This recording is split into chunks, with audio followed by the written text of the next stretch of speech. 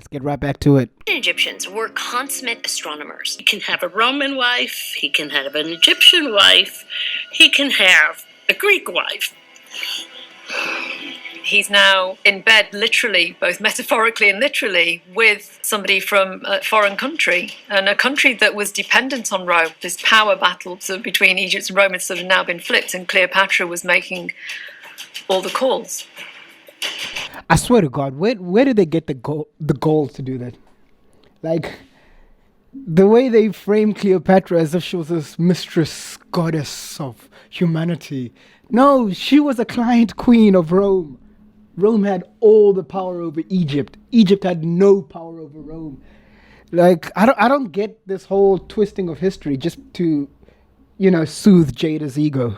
He erects a statue made of gold and is dedicated to Isis/Venus. But it's in the likeness of Cleopatra. The Romans did not like the idea of... Look at that royal Greek dynasty. Look at that. Typical Greek faces. Hey, look, that's Ptolemy. This guy right here. This is Ptolemy's brother. They call him Nigger Ptolemy. turning people into gods. Most Romans were probably appalled. They believed she must have had some kind of control or power over him. But the truth of the matter is, she's not entirely happy. She doesn't get 100% of what she wants. Typical woman. Like, bitch, I gave you a kingdom. What more can I do? One of Cleopatra's main goals in going to Rome is to have Julius Caesar recognize his son, Caesarion. That is one thing that Cleopatra does not accomplish. Almost as if she had no power. Cleopatra feels very close to... It's always she feels, She's defiant. She feels close to nature. the Egyptian people, and she wants the Egyptian people to know that she cares about them. Do you know how brutal the Ptolemaic dynasty was to the people of Egypt? The whole country was essentially like a slave farm for the rulers.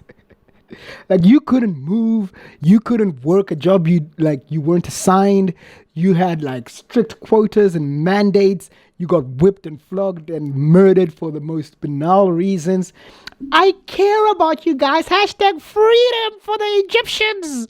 This is what the fuck you talking about. And that they are important to her.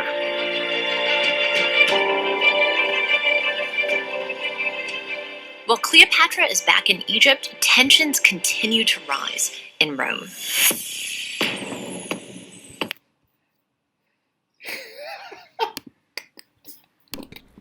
What the hell are they wearing? Look at this. Are they in skirts? I think they're wearing skirts. These are skirts. What the hell? Where do they get the production value? Oh my god. Watch Rome on HBO if you want to see something actual, authentic to this period in history. BCE, Julius Caesar requests to be appointed dictator for life. There had been so much political instability that the Senate grants his request. He is now dictator for the remainder of his life. He is at sort of the height of his power, but that also means that he's also at a tipping point. Julius Caesar is the first Roman to be appointed dictator for life. Bullshit. These historians are lying about history. Caesar was not the first Roman to be appointed dictator for life. As I mentioned in the previous video, that was Sulla. They don't even know basic shit that you can Google. What the fuck is this show? What? He puts his portrait on coinage, he wears purple robes, sits in ornate thrones, and even has a statue dedicated to himself as a god. Romans begin to get the sense that Julius Caesar wants to be king to Cleopatra's queen.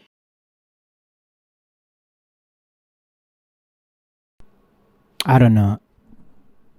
I'm getting angrier the more I watch the show. I feel like the rest of this review, reaction, whatever, is just going to be filled with me screaming at my computer. And this idea is anathema to Republican Rome. It's political suicide to try to become explicitly a king.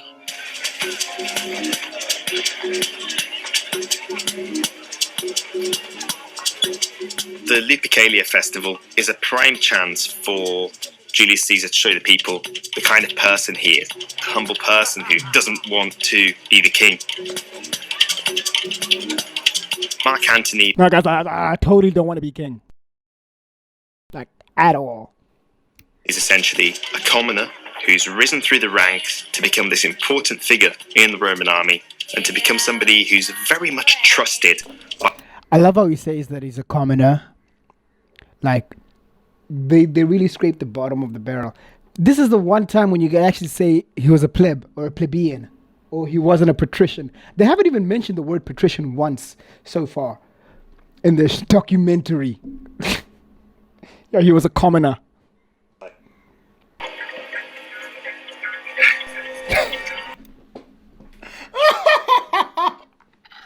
I hate these shows so much. It's always the directing is always it's like nothing grand about it. First of all, they don't even explain why Mark Antony doesn't have a shirt on.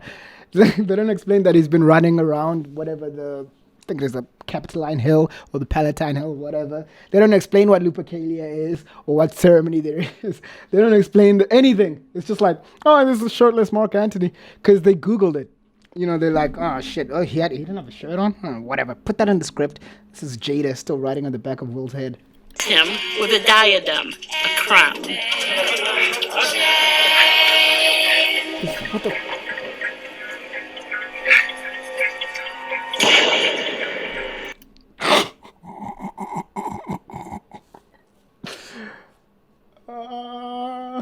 Hey, man.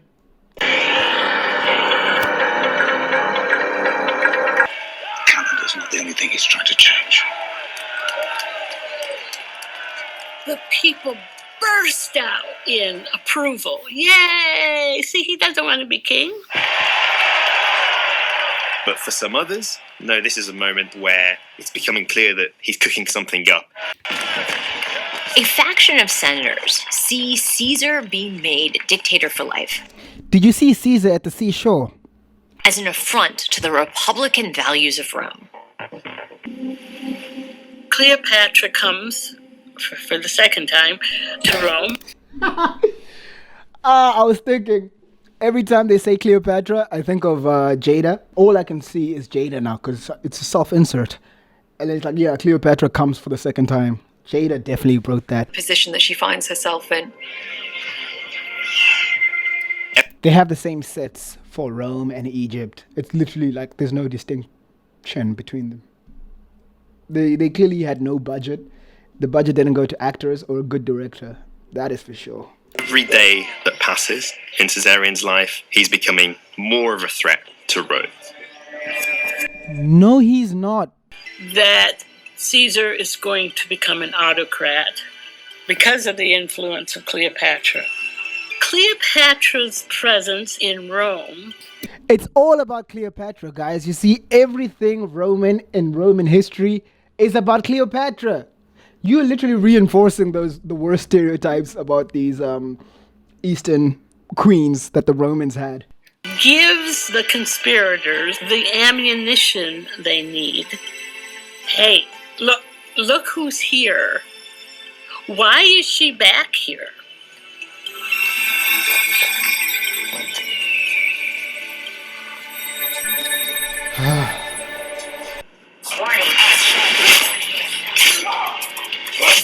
There's some discrepancy about who stabs him first.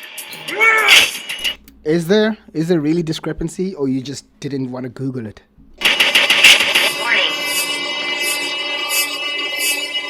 And he dies. Leave it to Netflix to make it the worst possible version of events. Like, there's nothing dramatic about it. He just walks, somebody drags Mark Antony away and Caesar gets stabbed. Like, whoa, whoa, whoa. These Netflix documentaries fucking suck. If you love history, don't watch anything on Netflix that has to do with history. Just don't. Just save yourself that.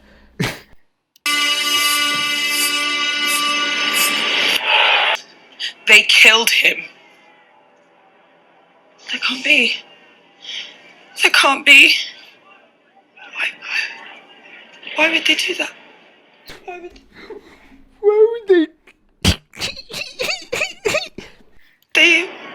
If they loved him so much, why would they let the Senate kill him? Why would they do that?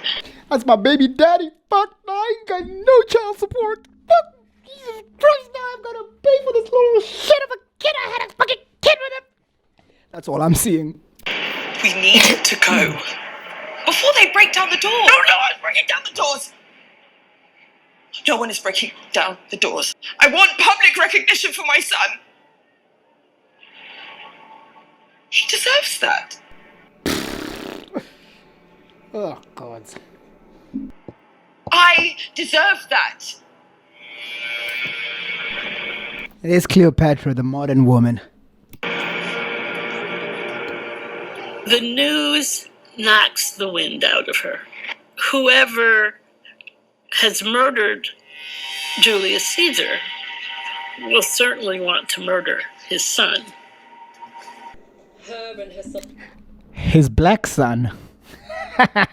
Son's life were under threat. She is effectively in a foreign country. She doesn't have any immediate protection. She was highly vulnerable, in a vulnerable position. We're with you. I want to find out what is in that will. Okay. Typical modern woman. Like, your lover just got killed. The father of your child just got killed. She's like, but shit, he didn't give me what I wanted yet. Let's find out about his will. Did he leave anything for me, for my son? God damn it. It's like, whoa, don't you want to grieve first? Don't you want to express your sorrow?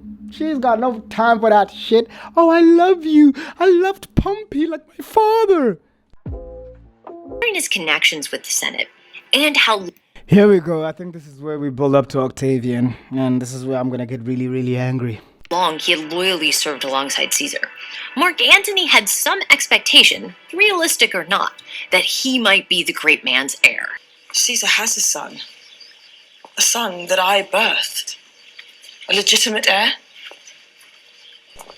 I need to speak to the... You are a foreign queen. Like, why are they... Senate. What matters is what Caesar wrote. Did she say she wants to speak with the Senate? Son that I birthed, a legitimate heir. I need to speak to the Senate.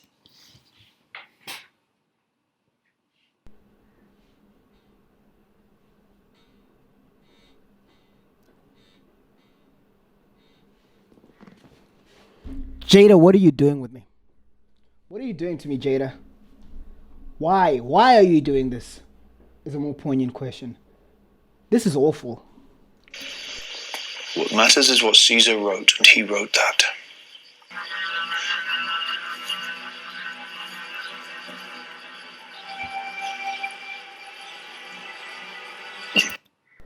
On to the next game, huh, Cleopatra, huh? So all that love you had for Caesar.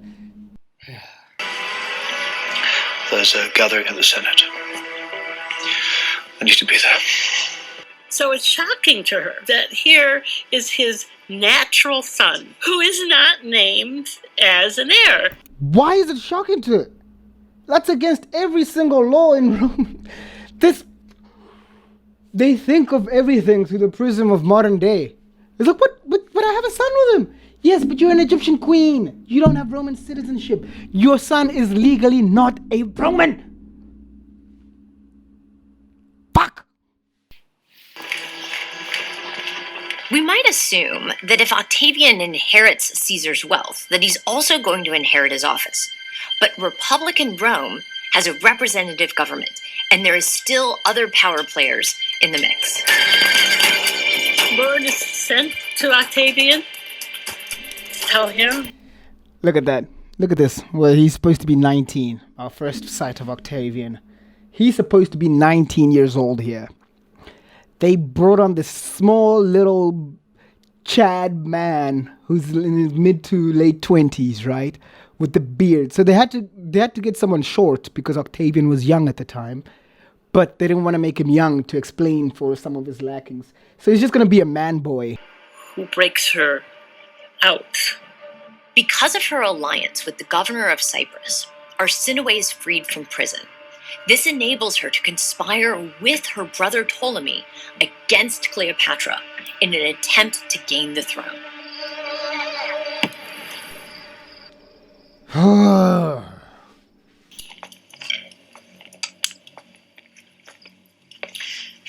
Why am I learning about Arsinoe and the Cyprian governor from a bureaucrat's wife?